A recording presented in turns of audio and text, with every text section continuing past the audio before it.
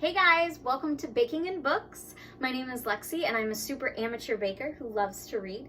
So each week I post videos of me attempting to bake something new and talking about a book that I either recently have read or really super love. Today I'm going to be moving on from cookies to cupcakes. So I feel like I've done a lot of cookies and I feel like most of them turned out pretty well. So it's time to move on. And I found that I do actually have cupcake baking sheets, which I didn't know that I had. So it's time to move on to cupcakes. We're gonna make cookie dough cupcakes. And we are going to be talking about Harry Potter and the Prisoner of Azkaban. If you haven't had a chance to either watch my other videos from the Sorcerer's Stone and the Chamber of Secrets, or you haven't read those, or at the very least haven't seen the movies, I would recommend doing one of those three things with Sorcerer's Stone and Chamber of Secrets before you watch this, unless you don't mind any sort of spoilers, because even the synopsis will probably give you spoilers. As always, it's important to say that we don't condone or agree with J.K. Rowling and all of her craziness. We just really love Harry Potter here on this channel. All right, so the first thing should be pretty easy. I just have to make this cake mix, and the hard part is going to be the icing and something that I have to put in the middle of the cupcake. So let's get started. Okay, so a side note, the recipe tells me to look for a vanilla cake mix and then follow the directions. Maybe it's just the store that I went to, but I could find no cake mixes that said vanilla cake mix. It's either yellow or white. Nothing said vanilla. I found one that said French vanilla, but I feel like that's not what I was looking for, so whatever. We went with white, and if it turns out horribly, we'll know why, but I feel like it can't possibly mess up the recipe that much. All right, so we're gonna start with our synopsis while we make our cake mix. So Prisoner of Azkaban starts where pretty much all of the Harry Potter books start, somewhere near or around Harry's birthday, which is the end of July. He's finished 2 years at Hogwarts, so he is well on his way to being a qualified wizard, but he still has to live with his aunt and uncle and his cousin, who are all super abusive. He even has to do all of his homework by night. And I do want to take a side note to comment about how the fact that he has summer homework, I don't really know about that. Maybe it's a regional thing, but I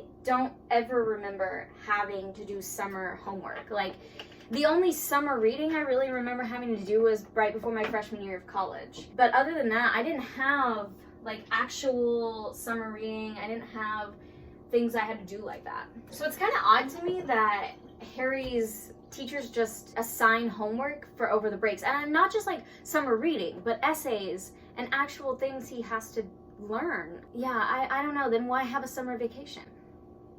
Okay, well, that's not really the point. That's just a side note, because I didn't really like school. I mean, stay in school kids, but I didn't really like it, and I would have hated having to do homework over the break. But in any case, I dropped an eggshell in my batter. Okay, rescued the eggshell, everything's fine, moving on. So Harry's still living with his terrible aunt and uncle, and the only difference between this summer and last summer is that Harry is starting to figure out how to live with his aunt and uncle. When they locked his things away at the beginning of the summer, he like grabs them out of the cupboard. They were locked in and hides them under a loose floorboard because he's kind of smart like that.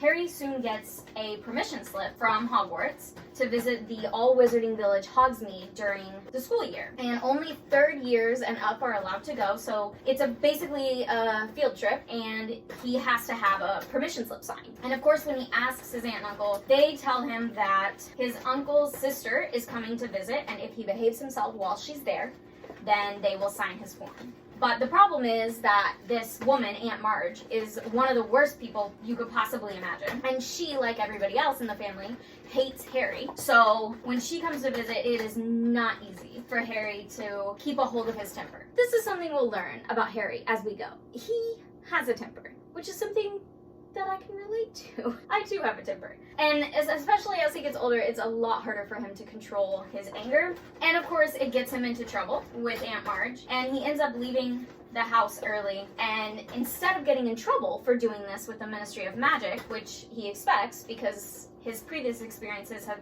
taught him that the Ministry of Magic is pretty harsh sometimes, everybody's just really grateful that he's safe, which seems really strange to him. But he soon learns that the first person to ever break out of the wizarding prison Azkaban has done so, and his name is Sirius Black, and he is a convicted mass murderer. Harry also soon learns that Sirius Black may have broken out of prison to get to him, and that Sirius Black was a big follower of Voldemort. So obviously that's a bad thing. That's pretty much the whole premise of the third book, is Harry kind of learning more about Sirius and actually learning more about his parents and their school friends along the way.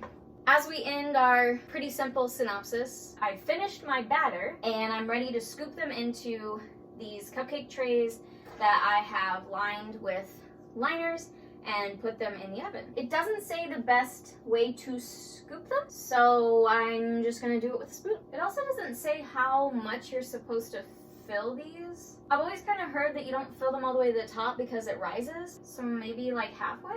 I don't really know. We're gonna go halfway with the first batch and then see where it gets us. Okay, so while these are in the oven, reminder that we did finish our synopsis, I know, but it's super short synopsis because if I do too much else, it gives too much away about the book, and I don't want to do that to you. So if you're thinking about reading this book, if you've been reading the other ones and you've been enjoying yourself, go ahead and skip forward until it says no more spoilers. That way nothing will be ruined for you. If you have already read these books, or you've at least already read this book, or you don't care about spoilers, then stay with me and watch my terrible scooping into these little cupcake trays. Because after I put these in, we're gonna really get into the thick of the book. Okay, I still have quite a bit of batter left, but those are supposed to bake for like 20 minutes or so we're gonna keep an eye on them. Okay, I'm really terrible with patience. I've said that before. I'm just gonna repeat myself. I'm not a very patient person. So while these are baking, I'm supposed to be making the icing. But instead, I think I'm just gonna take a minute and talk about the book, because I know that I also have to allow these cupcakes to cool after they come out of the oven, and I don't want to rush the cooling process because I feel like that would be worse to do. I don't know much about baking, but I feel like you definitely have to let things cool when the instructions say to let them cool. Okay, so let's break this down a little bit more. First of all, what really gets me in this book is how much Harry is hated by his aunt and uncle. They know how terrible Marge is to him. Like, they can see it, it's right in front of them. And Marge is even belittling his parents right in front of him. And that's Aunt Petunia's sister. And she's talking about how they're low lives and how they had no jobs and how they must have been horrible people to get themselves killed in this car crash. And they know that that's right there. And Vernon even makes an attempt to get Marge to talk about something else. He even tries to get Harry to go up to his room and excuse him from the situation because he can see Harry's getting mad. But when Marge says, no, we have to let him stay, they just let Marge take control. That bothers the hell out of me. I don't understand.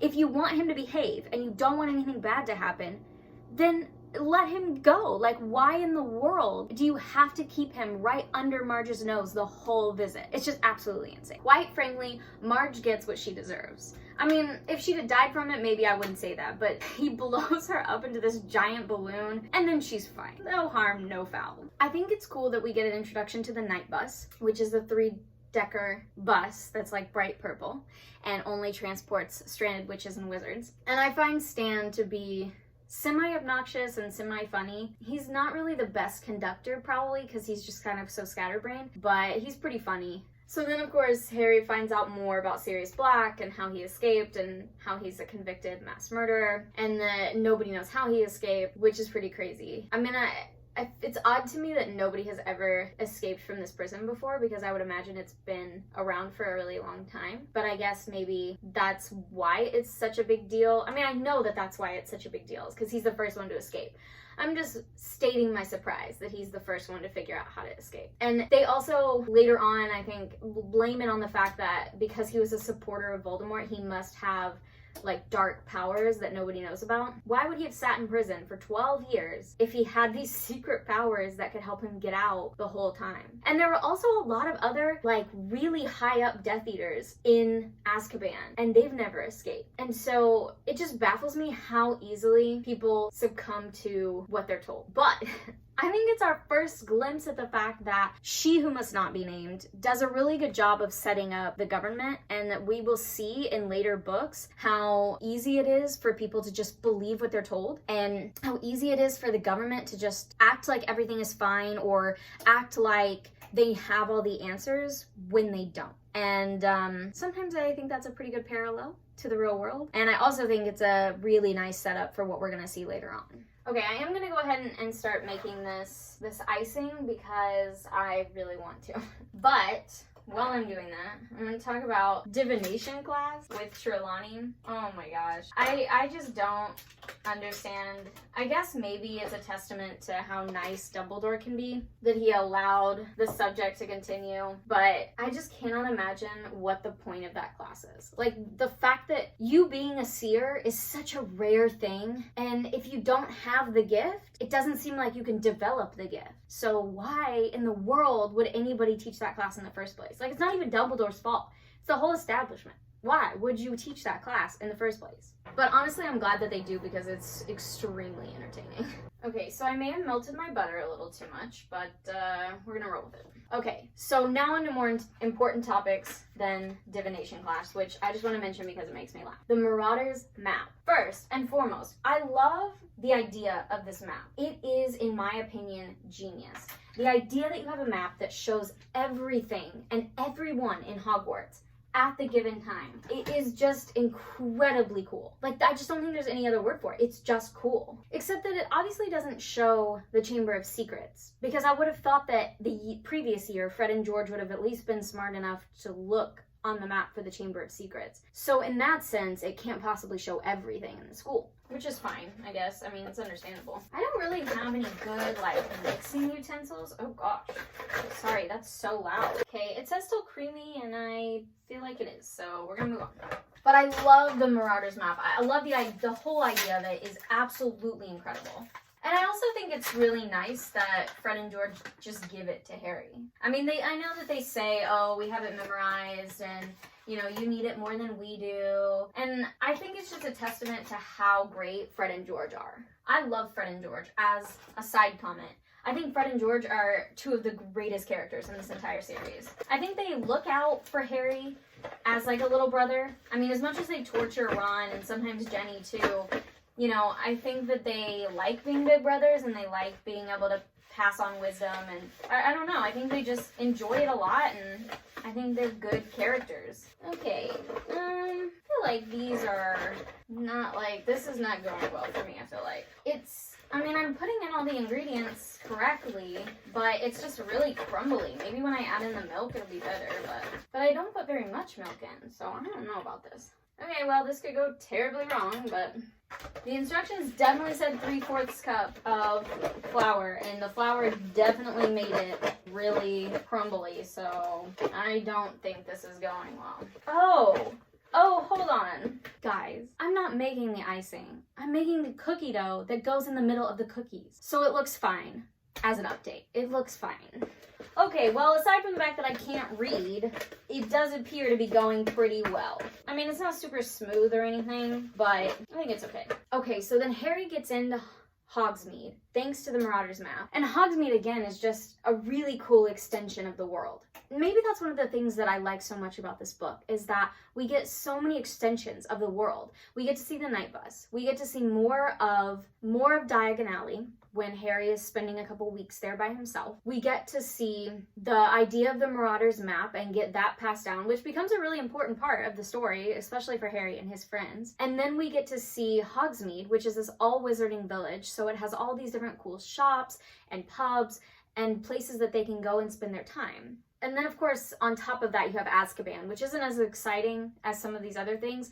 But, I mean, you do get to learn. You learn in Chamber of Secrets that Azkaban exists, that you know that it's the wizarding prison. But the fact that you kind of get to hear a little bit more about it, and you get to meet the Dementors, which are terrifying and awful, I think is still a pretty cool extension of the world, even though Azkaban and the Dementors are absolutely terrifying. In my usual fashion, I did not set a timer. It said 20 minutes or until golden, so I guess that's what we're waiting on cupcake-wise. Okay, we're actually going to be there really soon. Our oven gets super hot, so these are actually almost done. So, of course, Harry gets in the habit of sneaking out to Hogsmeade. And it's upon his second visit to Hogsmeade that we learn that Sirius Black was James and Lily's best friend, and that he's actually Harry's godfather, which is crazy. I mean, can you imagine learning that you have a godfather and that this man who was your parents' best friend sold them out to the person that killed them. I think he has every right to be angry in that moment. And it definitely explains why people warned him not to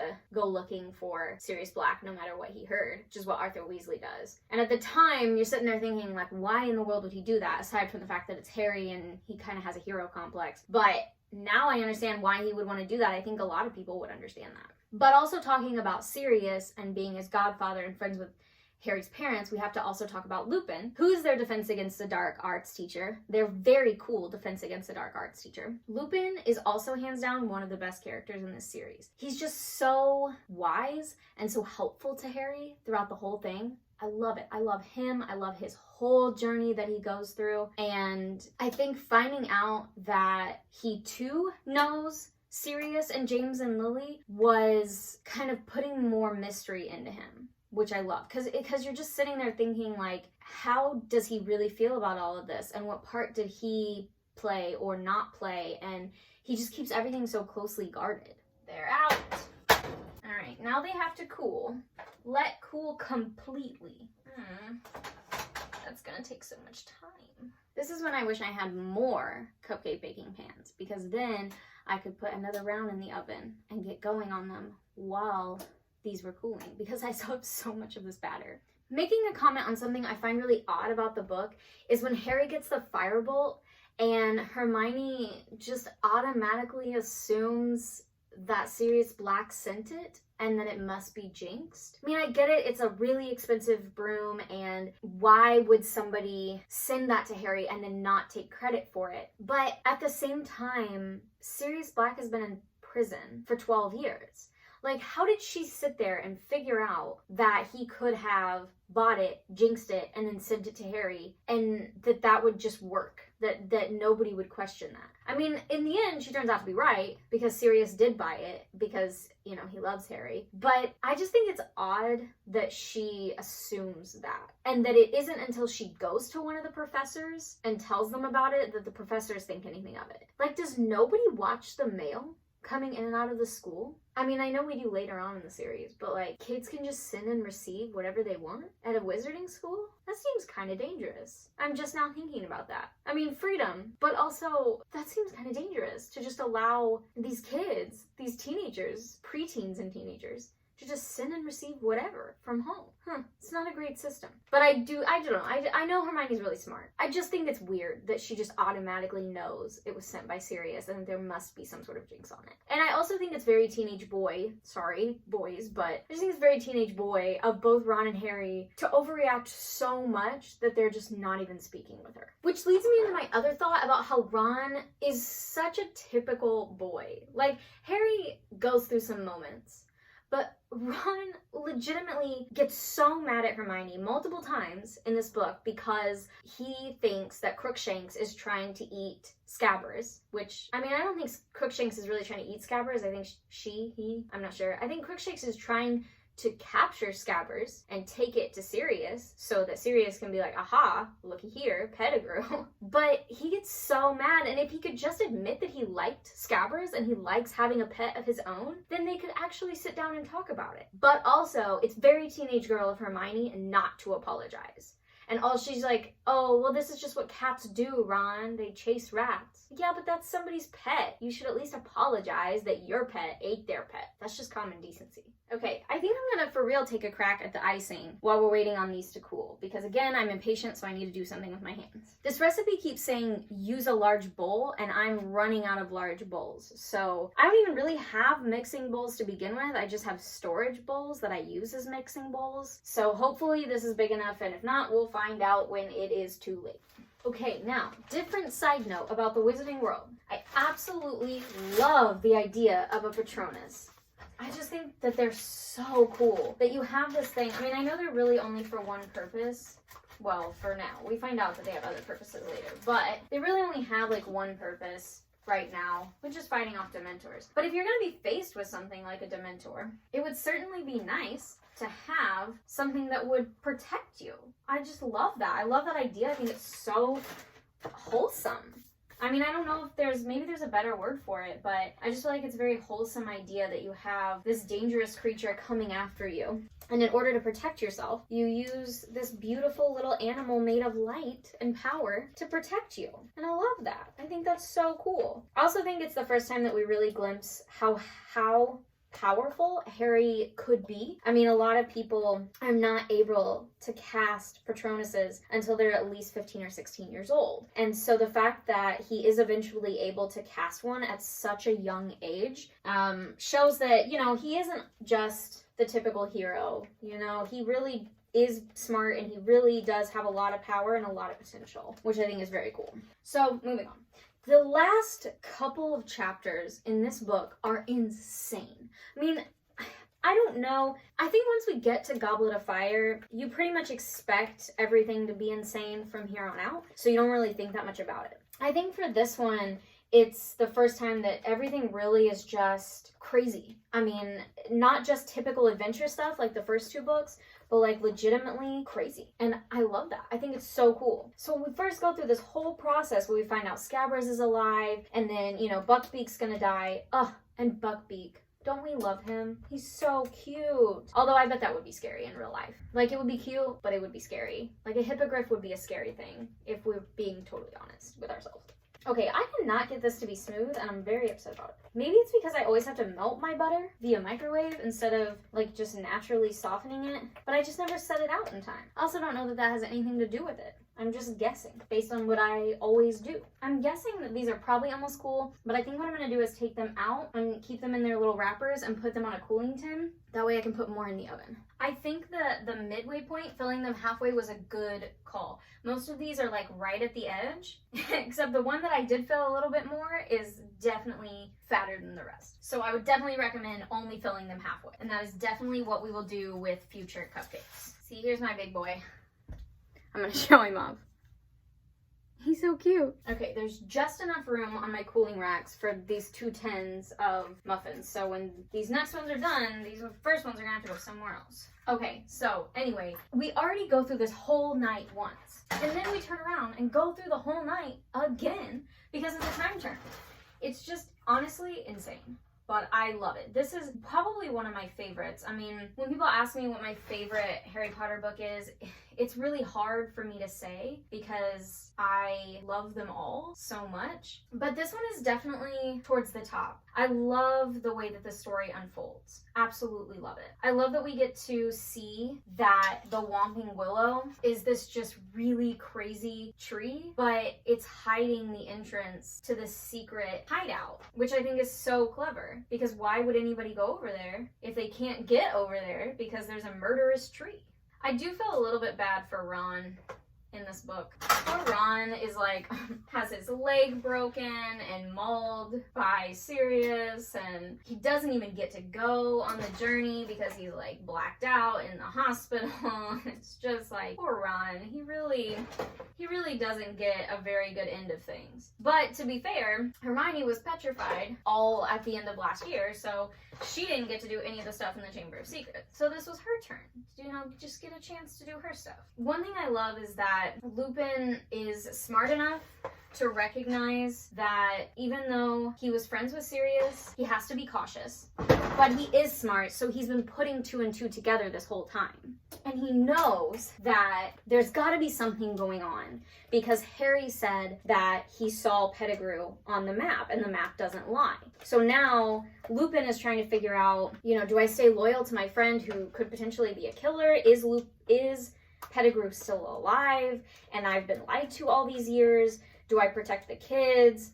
Like, you can see that he's trying so hard to make everything work and figure it out in the safest way possible. And just the story behind this, the fact that Pettigrew was the one with Voldemort, and that he comes out of nowhere and just cuts his own finger off to fake his own death, which, I mean, if him being a follower of Voldemort didn't prove how crazy he was, that definitely would, because I just can't imagine wanting to fake my own death enough to cut off a finger. Like, I think I would rather just face whatever consequences. I don't think that I could do that. But I mean, I guess with wizarding, I don't know. No, I don't think I could.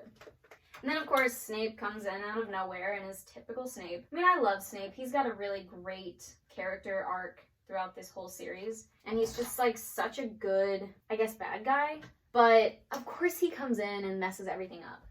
Like, you couldn't have just listened to the rest of the story and heard the truth, but, like, you had to let your childhood grudge, that's just so obnoxious to me. I mean, like I said, I do love Snape because I find him to be really fun, like, as a character. He's just a really well-written character, especially once you've read all the books, you kind of see the whole journey. But that's the one thing in this book that really drives me nuts about him, is that he couldn't just let it go long enough to try to hear the full story. He really just had to, he hated Sirius that much. I just can't imagine, like, hating somebody that much that I would be willing to watch them get their soul sucked out. I mean, I dislike some people, I'm not gonna lie to you, but I don't know that I would hate anybody that much that I at least wouldn't hear their side of the story. Like, Sirius never really got to tell his side of the story because there was just so much going on. So, why wouldn't you at least try to hear him out? I mean, just at least a little bit. Just a little bit. But that's typical Snape for you. So then, you know, they knock Snape out, they hear the story, they get Pettigrew to turn back into a man, which, like, on top of cutting off your finger just to fake your own death, the fact that you were willing to live as a rat for 12 years, that's crazy. I just would not think that that would be a good thing to do. But honestly, Pettigrew is crazy. And that's what we're quickly learning in this part of the book, is that Pettigrew not only cut off his own finger to fake his death, but was willing to live as a rat for 12 years. But, you know, when you think about it, he was also willing to work for Voldemort. So, at the end of the day, we already knew he was crazy. Okay, that's done. I forgot to add my chocolate chips to the cookie dough, so I gotta do that. Okay, so they go through this whole thing. Sirius is innocent. Yay, Sirius. Sorry, I thought I was going back to talking about the books, but I picked up my cookie dough to put in the middle of the cupcakes. Guys, it is so crumbly. I mean, so crumbly. I did everything right as far as I know, so I don't know. But we'll make it work. We will figure it out. So anyways, we go through all that, and then you get this nice little glimpse of the world that Harry could have with Sirius, that Sirius wants to have a house and he wants to clear his name and raise Harry, and I love that, and it's so wholesome. And then Lupin turns into a werewolf and upsets the whole night. And you know, Lupin being a werewolf is just a crazy plot twist. But I also love that when they tell the story, they talk about how James and Sirius and Pettigrew, although he kind of just is a follower, but really James and Sirius were so kind-hearted that even when they found out that their friend was a werewolf, which was, I mean, even to this day, Lupin is still really shunned, they didn't mind, and they instead went through this incredibly grueling process to become animaguses, plural of animagus, so that they could be with him and protect him and, you know, still hang out with him. And, I mean, some of it's crazy teenage stuff because they wanted to explore the grounds and go to Hogsmeade, but a lot of it's just, like, they were such good friends. I think it's time to see if I can... What I have to do is I have to scoop out a hole in the center. And this hole is for the cookie dough that we're gonna put in the center. It says to use a melon baller or a teaspoon, so... But, like, do you put this piece back on top? Or do you just waste this piece? I'm gonna eat this piece. Okay, well, the good news is the cupcakes are good. It literally doesn't say... I'm gonna guess you just, like, throw away this little piece that you're scooping out, which is kind of sad, but I don't know what else to do with it, so it is what it is. Okay, so anyway, so they, like, barely escape Lupin and the werewolf and the Dementors. They wake up in the hospital, and you've got Snape who's still lying. Well, I mean, maybe he's not totally lying, because we have to remember Snape didn't really hear the whole story. Now, that is his own fault, and he really shouldn't be claiming such a big victory, but it's not really a surprise because it's Snape. So, I mean, like, let's not act like he's some super good guy. And then Hermione reveals that this whole year, she's had this time turner, and that time turners exist in the first place, and that they can literally go back in time, which is crazy. Like, I mean, you think about all the things they could use that for. But also, I think that's why they keep them so locked up and, like, why they don't really use them. Because think about how out of control that would be. If we're being totally and honest, like, how crazy would people get knowing that you could go back in time. And I think it's really just a rumor. Like, I don't think that the wizarding community really knows about it. I think it's just a rumor, because then everybody would want to go back and save friends and family from death. They would want to go back and fix their mistakes. Like, it would be crazy. You couldn't do that. Even as wizards, that would be dumb. I'm a little hesitant to put this cookie dough in, just because of like how dry it is, but I only have to put in a little bit, so we're gonna try it. And now, even though Sirius is still technically on the run, at least Harry knows he has a godfather out there who loves him and who can maybe take care of him in the future. And maybe he doesn't have to live with the Dursleys forever. And, you know, he has somebody that can look after him. And I think that that's an important thing for Harry to know. Side note, I got an actual piping bag. If you watched my video on the maple cupcakes, you will understand how great this is, because I didn't have a piping bag and I totally messed up the whole thing. Well, not the whole thing, but the whole thing was messed up to begin with, but I definitely messed up the icing part for sure. So now we have a piping bag, so hopefully that will go well. But in conclusion, I like that this book introduces you to tons of new stuff in the world, and I like that you get to meet Sirius and Lupin, who are just such incredible characters, and you get this sense of family for Harry that he doesn't really have outside of Hogwarts. And now he has adults outside of Hogwarts, outside of the teachers of Hogwarts, that are looking out for him, and I think that that's a really big deal. I would want that if I were Harry. If you were skipping ahead, now is the time to join us. No more spoilers. We've talked about everything. I love this book, and it's probably in like my top 3 or 4 of the series. I know there's only 7, but I just love all the books. But I like this one a lot. It's a great, great story. So it took me a while to talk about it, but here we are. We're back, and we're getting ready to ice our first set of cupcakes. And our second batch just came out of the oven and are preparing to cool. Okay, so what you missed is that I had to bake them. I had to make cookie dough to go in the middle of them, which looks really ugly, but I figured out if I work it with my hands and squish it in there, it's okay. And I had to like cut out the center so I could put the cookie dough in the center. I got a piping bag, so now we're gonna put the icing that I made in it and see if I can nicely ice these cupcakes. I've never used a real icing bag before, so I don't know if this is gonna go well at all, but we'll see. I'm just hoping it doesn't leak out the bottom before I have a chance to fill it all the way up. That's my biggest hope right now. I know some of you are probably thinking maybe you should have made easier cupcakes for your first go. And you're right, I probably should have, but I didn't, so. Okay, we're gonna try it because we are having a hot mess over here. Okay, here we go, guys. Oh.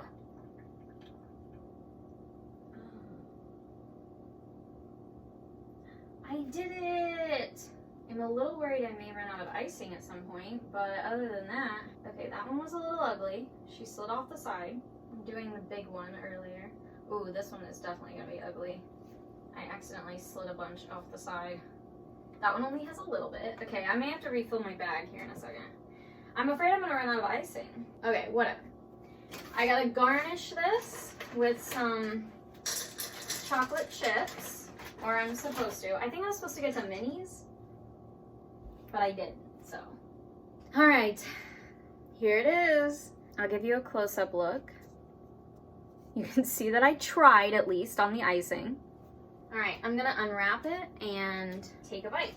I am gonna use a fork because you don't need to all watch me take a huge bite of cupcake on camera.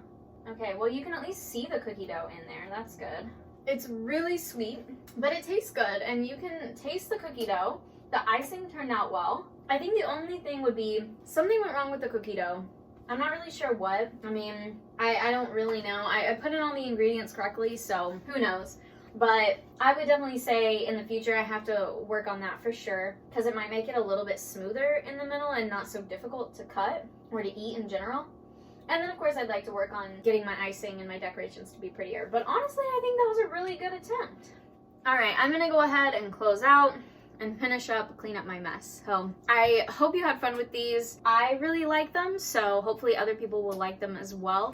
This is my first cupcake, but I think it went pretty good and I'm pretty excited about it. If you have other recipes that you want me to try, go ahead and post them below. I'm very much a beginner still, especially when it comes to decoration.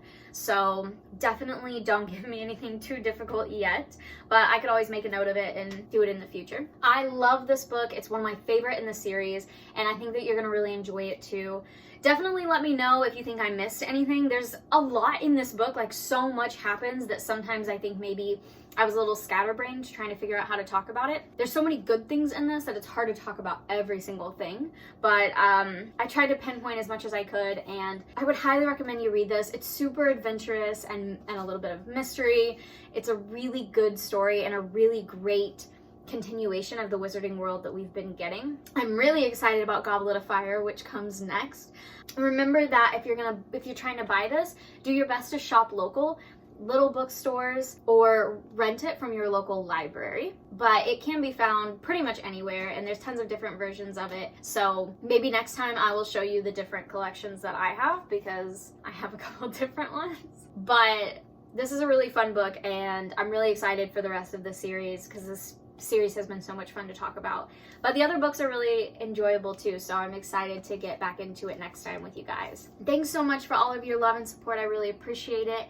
And if you had fun, hit like, hit subscribe, because I am doing my best to bake and be here for you every week. And if you have any book recommendations that you would like me to check out, please leave them below. I love to read, and I'm pretty open to reading whatever, so definitely let me know what you like to read. And I had a lot of fun today with you guys, and I will see you next time.